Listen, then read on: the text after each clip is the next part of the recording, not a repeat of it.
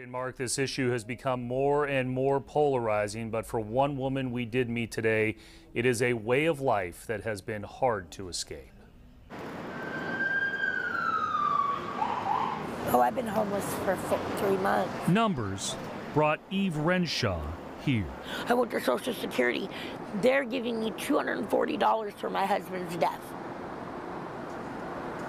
$240 is what he was worth to them.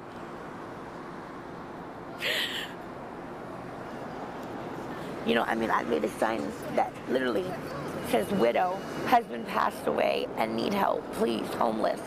I never thought I'd be in this situation ever in my life.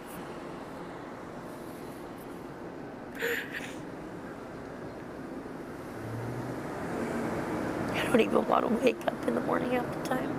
I'm tired of it. Tired of everything. Look at them. They walk right past me like I'm a piece of garbage. Like I'm lying, you know?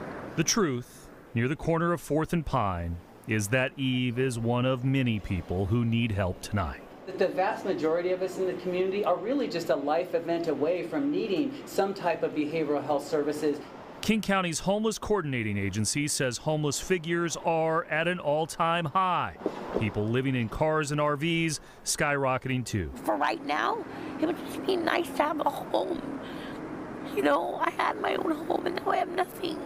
Literally nothing. Eve says she does have 2 children and her own ideas. These people out here would stop building all these huge buildings and actually put money into like low-income housing or shelters for people, then we would be okay. People that would need homes would be okay. She also wants to let you know she's more than just a statistic. And I'm a person, I'm somebody, I am something. I'm sorry. We did try to connect Eve and her friend with Mary's Place today to help her find some shelter. Seattle's mayor said just yesterday shelters are at 93% capacity, and she wants to spend millions in one-time dollars to create another 500 spaces within 90 days. Live in the King 5 newsroom, Chris Daniels, King 5 News. North Seattle is not a wasteland. It's a great little neighborhood. Yet a crime spree here. So it's that big of a problem? It's got the neighbors pretty upset. Has left a trail of evidence. This is the work of a man with a modus operandi. Neighbors like Bob Snyder say it's human or a really big dog. it doesn't pass the smell test. Somebody felt it was important enough that they wanted to put up signage. He's part of a new kind of neighborhood watch. It's a serial pooper. Looking for a pair of suspected squatters. There is hazards that go along with having people do that sort of thing in your yard. You got to watch your step. You got to watch your step. This manure mystery hasn't prompted a sniff from police. We went there to get to the bottom of it or them or something like that. How serious does the Seattle Police Department take this kind of crime? Well, I think it's a pretty serious thing for all of us when there's poop. Sergeant Sean Whitcomb says a fecal fine could top $1,000. The perpetrator or poopatrator, as the case may be, would need to have been caught in the act. But even Whitcomb acknowledges it is not the department's top priority or even number 2. Violent crime, property crime, these are the things that keep us busy. We're not going to be staking out a certain street waiting for the phantom pooper to come by and leave their mess. Until then, Matthias Caldwell may have trouble sleeping. Maybe not. I know it's pretty terrifying thinking about serial poop. No, I'm going to be fine. I mean, there's poop on the ground all the time. He'll definitely keep his eyes open, his nose pinched, and we'll keep our tongues firmly in cheek. I know I'd be pretty upset if I came out in the morning and found a big pile in my front yard, though. In Seattle, Chris Daniels, King 5 News. So a full day of surveying tornado damage is coming to a close right now in Kitsap County. Chris Daniels is on a block where a lot of homes have major damage. Chris. Yeah, Amanda, we are here where I can show you just how big some of this debris is here in Kitsap County. The Bethel restaurant sign, it came flying off the front of this facade. I can't lift it. but Mother Nature did, and there is a whole lot of debris spread throughout this community. Daylight reveals a nightmare on Harris Road. Total devastation. I mean, I see people walking around like they're lost. We've lost everything we own. I heard a buzzing sound, a real loud one. So Aaron and Tanya Crane can tell you it was not a dream. Our bedroom door ripped off the hinges, hit me in the head, and then continued sailing down the hallway towards him. They were at home when the freak funnel came knocking, along with fallen trees, trapping their daughter inside. She was trapped in the back bathroom, and he would not leave without her. My daughter comes first. I don't care about myself. They escaped to find a neighborhood battered and bruised. You always see this on the news in other states and in the movies. Never in Port Orchard. Mary Hicks had people working high and low near her house today, trying to clean up. This is the craziest thing I've ever seen. Roots. All those big branches to the left, they were all right up against the front door. Nail it. And roofs were lifted. More damage on the front side? Okay, let's do it. There is a mad dash now. Hey, he's good on the back side. We need more on the front, you know? To protect the damaged dwellings from a stormy night ahead. Yet through this darkness, we're as good as can be. The Cranes see a ray of sunshine. But we're just blessed that we're here. We can rebuild. This will not break us. This will not determine who we are. We're stronger than any house. It is the strength and inspiration found in the eye of a tornado.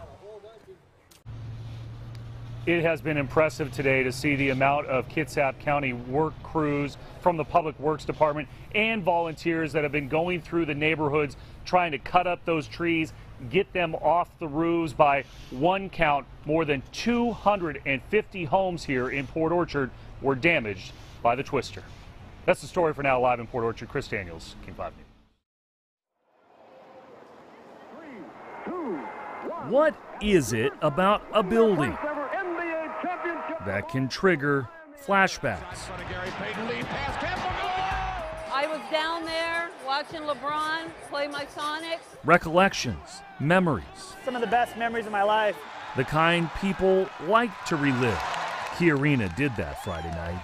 Key Arena for the very last time. No, it makes you feel good, and yet it makes you feel sad. This is a place with bones from the 1960s that got a facelift in the 90s and gave birth to a legend in 2008. Just finally being a professional, you know, having my own car, my own house, just having a little bit of responsibility for the first time I can remember where it kind of all started. Kevin Durant came home. He's got his green shoes ready, and it's going to be really fun to be part of it. He's the baddest, I can't say it on TV, but he's the baddest your mouth I ever seen in my life. Durant is the last of the Sonics, where he played his rookie year. It was a simpler time then. I'm 8 years old. Cordell Jones wasn't alive. Do you remember the Sonics at all? Have you heard anything about the Sonics? No, because I wasn't born yet. There was a Sonic boom before Seattle did something similar. Just ask Slick Watts. Last Dance is kind of touchy. You get a little emotional. The original green and gold icon who never left the city.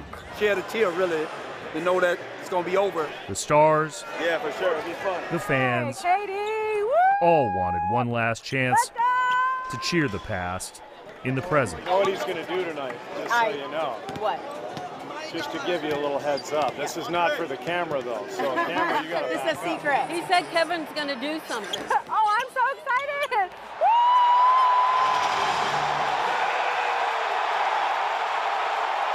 Oh, that's awesome! A collective consciousness that ignited a roar 10 years in the making. NBA is back in Seattle for tonight, but hopefully it's back forever soon. No shortage of nostalgia. Smiles dominated, and so did the Warriors in an otherwise meaningless exhibition affair. I want my Sonics back. That anger, Dear NBA, that still resonates here, bring back our Sonics and KD. Muted, at least for one night. A civic celebration of what was I miss the Sonics so badly. and what could be with a changing footprint at Seattle Center.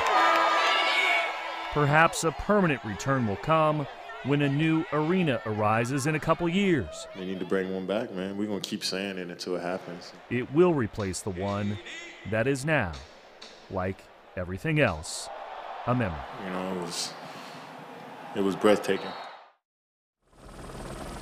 Looks like a site waiting for a park. It could have been a trillion blades of grass. Why not make a great public space out of the patch of land just south of Lake Union? But now we have businesses, we have families that are trying to make a living. Monty Holmes didn't want it back in the mid-90s. You were Mr. Yesler and I was Mr. Denny, and we were laying this park out. It would be a different story. Today is HD. We've moved up a level. he feels the same way. You're Mr. Mercer, I'm Mr. Denny. Instead of the Seattle Commons, That's Amazon right there.